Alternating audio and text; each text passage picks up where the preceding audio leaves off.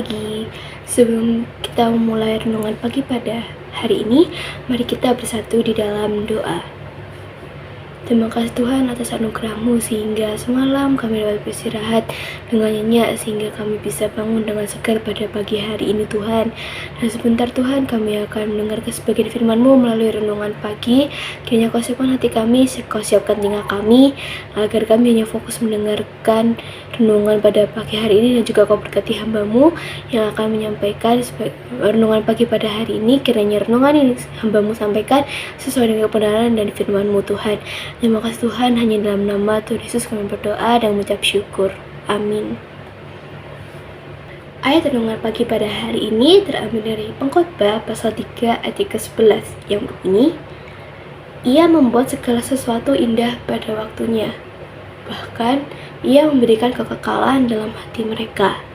Tetapi manusia tidak dapat menyelami pekerjaan yang dilakukan Allah dari awal sampai akhir.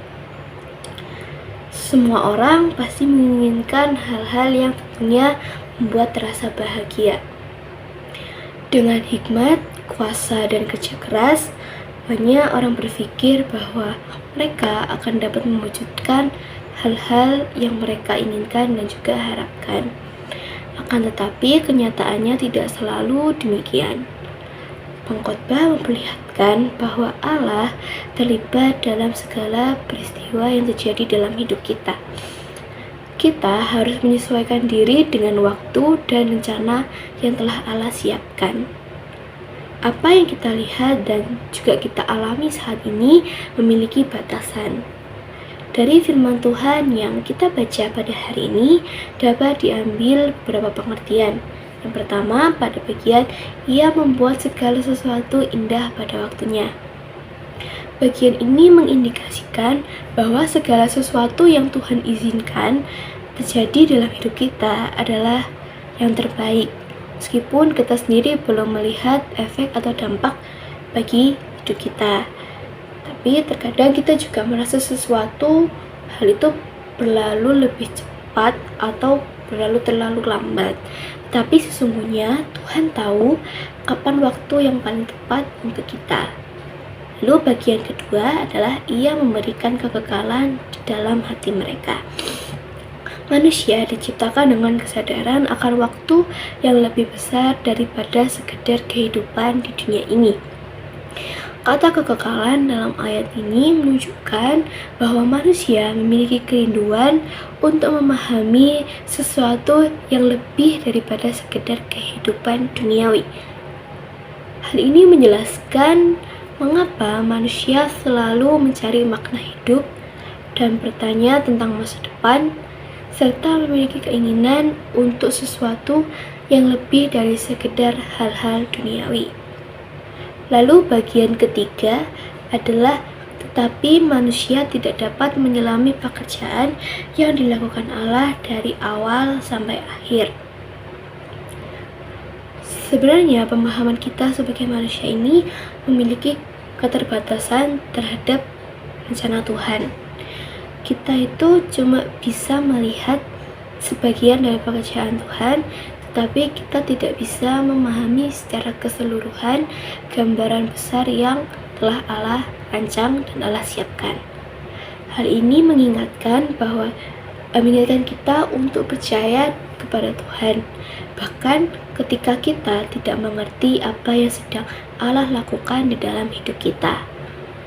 Dari setiap peristiwa dalam waktu dan masa, kita tahu sebagai anak-anak muda Kristen bahwa ada sebuah siklus atau perputaran waktu dan masa, dan pasti semua ini akan berlalu. Dari peristiwa ini, kita juga tahu bahwa ada campur tangan Tuhan dalam segala sesuatu yang kita kerjakan. Oleh karena itu, kerjakanlah tanggung jawab kita sebagai anak-anak Tuhan dengan sungguh-sungguh, dan harus sadar bahwa hal itu semua adalah pemberian dari Allah.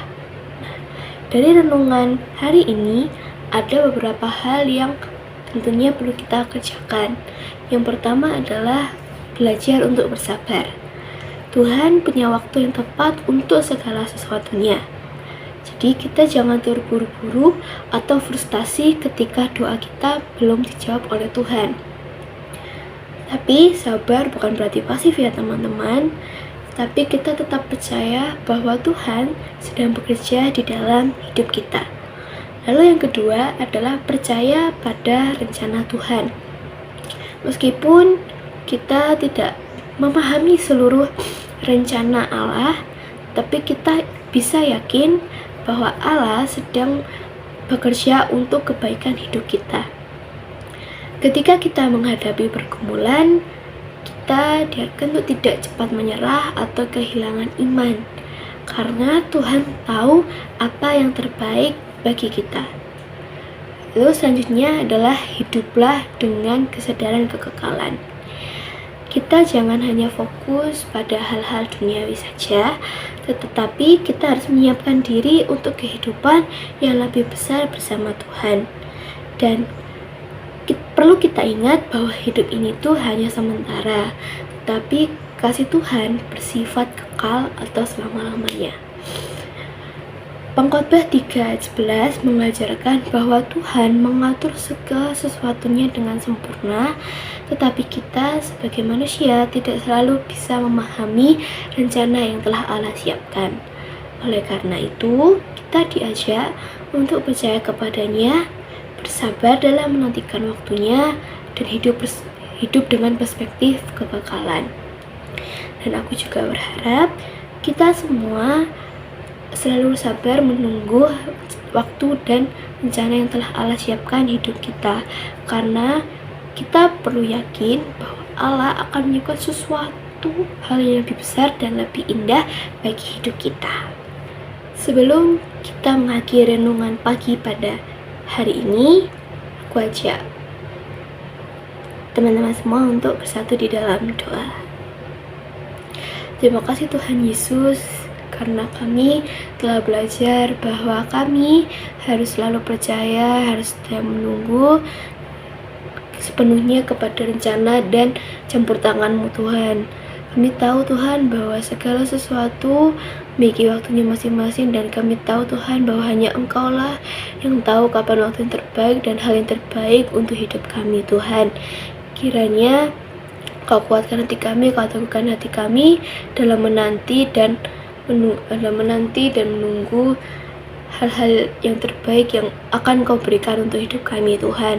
Dan sebentar Tuhan, kami akan mengakhiri renungan pada hari ini, dan kami akan melanjutkan aktivitas kami masing-masing. Kiranya Kau sertai kami, Kau bimbing kami, dan Kau jaga kami dalam setiap kegiatan yang kami lakukan. Dan kiranya kegiatan yang kami lakukan ini dapat memuji dan memuliakan nama-Mu Tuhan. Terima kasih Tuhan, hanya di dalam nama Tuhan Yesus kami berdoa dan mengucap syukur. Amin. God bless you teman-teman.